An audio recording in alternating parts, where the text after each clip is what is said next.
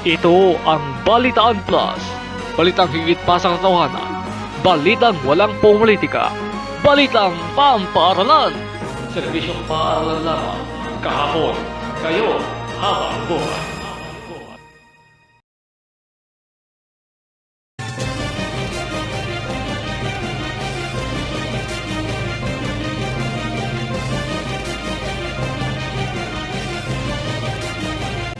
Ilang mga mag-aaral ng Pagtubay Academy at Modo sa Calao del Planeta, isinasagawa na ang practice para sa Material Post 2026. Sa Metro Blutan, Motorcycle Reader, patay matapos pakbabarilin reading in tandem sa Caloocan. Sa Metro Business Grocery Chain na No Brand, isi-shutdown na ng Robinson's Retail Holdings Incorporated. At sa Metro Chica, isang nakaramdam ang tawat dagil sa pag-alis sa K-pop group na NBPen.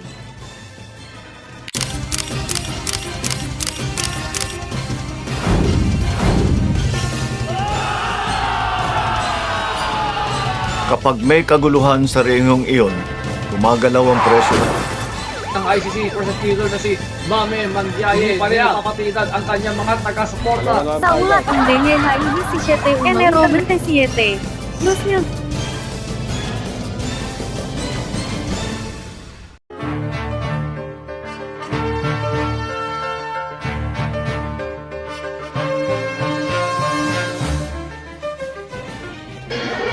Karoon ng po ito po ang Metro Balita, High School Super Balita, mga balita sa loob ng Pangasinan. Patas na tagapagbalita ang paaralan. Mga balita, nagsisimula na po ang practice para sa Pagtatapos 2026. Ilang mga mag-aaral sa Pagtubay Academy, ang Moto sa Calao del Planeta, puso na ang kasal competition at graduation. Puso na ang mga paghahanda. Ilang mga mag-aaral ng Pagtubay Academy at Moto sa Calao del Planeta sa Bulacan, Cavite, ang kasalukuyang nagmamarcha sa kasalukuyan sa kasalukuyan ng dalawang paaralan. Ilang mga kasama sa recognition at graduation ang makakatanggap ng samot-saring parangal na ibibigay ng mga pinuno ng paaralan. Sa kasalukuyan, ang mga estudyante ng Pagtubay Academy matapos ng grade 6, grade 10 ay mag-graduate na habang ang grade 1 naman ng mga Pagtubay ay mag-graduate na rin. Kung ano po grades na pagkatapos 2026 na pagkatapos ko sa sa Webes, Marso 26, 2026, sa High School Network, partner, maging sa CCS, hindi ako mag-GMJ, ay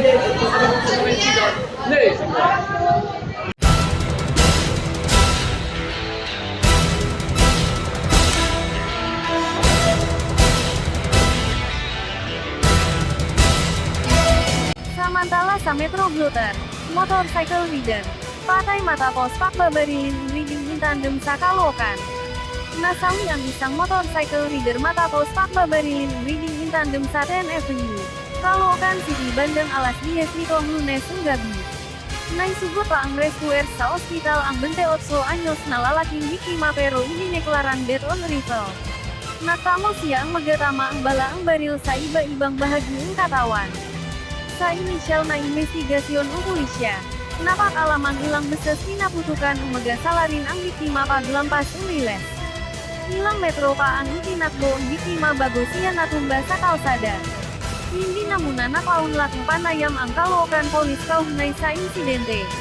Inaalam pa nila ang motibo sa pamamaril.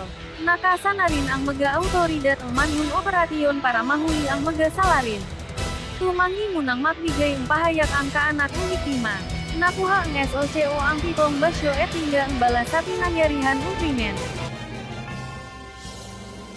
Susunod na sa Metro Balita, sa Metro Business, grocery chain na No Brand isi-shutdown na ng Robinson's Retail Holdings Incorporated.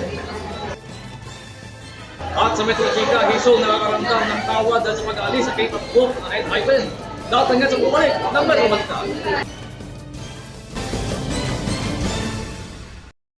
From Big Mo ACS. Sa Metro Business grocery chain na No Brand, isi-shutdown na ng Robinson's Retail Holdings Incorporated. Iniulat na isasara ng Robinson's Retail Holdings Incorporated o RRHI ang nagpamilyang Bukway ang Korean Specialty Grocery Chain na ito ang No Brand.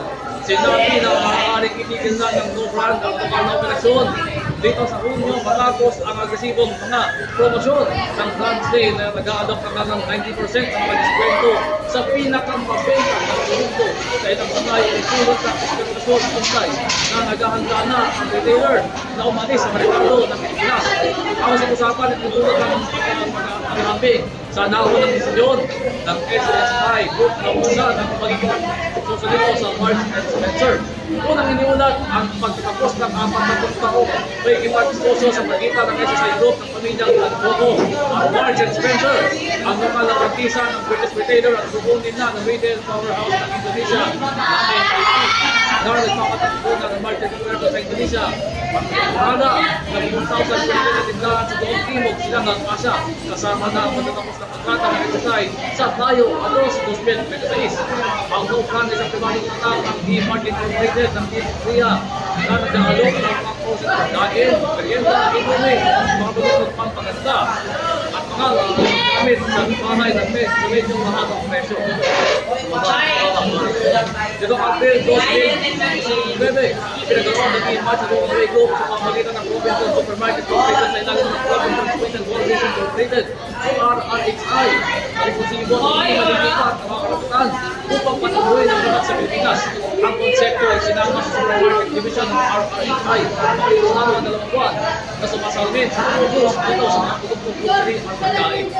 Simula noon, ang kadena ay lumago sa humigit kumulang 11 sangay sa buong Metro Manila kabilang ang alokasyon sa Shangri-La Plaza, Galleria Ortigas, Oriental Circuit, Makati, Robinson's Place Manila, Mayara Mall, Manila Bay, Lumingang Center at Alabang Town Center.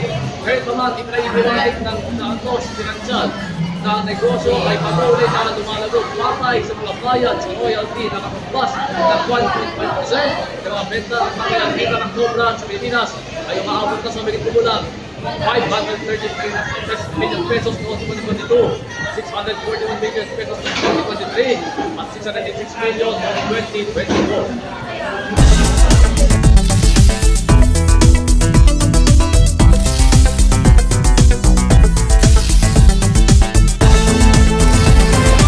Samantala sa Metro Chika, isang nakaramdam tawat dagil sa pag-alis sa K-pop group na NHIPEN. Personal na binanggit ni Iseng ang kanyang pag-alis sa NHIPEN sa unang pagkakataon. Ayon sa ulat ng The Korea Herald, unang beses na nagpakita sa publiko ang K-pop star sa pamamagitan ng isang pan-video call event, kung saan sinabi niyang, tiyak na talagang nagulat, ang magatagahanga. Sinabi ni Iseng na maayos naman ang kanyang kalagayan ngunit napahayak siya ang kaunting panghihinayang. At ibinagda, medyo nalulungkot ako sa isang banda. Ibinahagi pa ang mga awit na naghahanda na siya para sa paglalabas ng isang album, na siyang magiging opisyal na debut niya bilang isang solo artist. Inanunsyo ang belip-lip ang pag-alis ni Iseng mula sa NHIPEN noong Marso 10. Matapos ang sunod-sunod na megakampanya, petisyon, at billboard ang magatagahanga na humihimok sa belip-lip na ibalik si Iseng sa K-pop group, muling pinaktibay ang entertainment label na hindi nababalik si Iseng sa NHIPEN. At yan po ang kabuo ng mabalita sa Lakhang, Maynila. Nangungunang bantay ang Metro. Para sa mga balita, mangyaring mag-email sa officialbalitanplus@gmail.com o bisita sa balitanplus.hsmartinlee.com. Napapakinggan rin po kami sa DZHS, DZHL, at sa iba pang mag-istasyon ng Radio IQ ang nationwide. Ito po ang nilingkod, Arkinawan David, Kabuyao. At ito naman po ang inyong ganda. Selena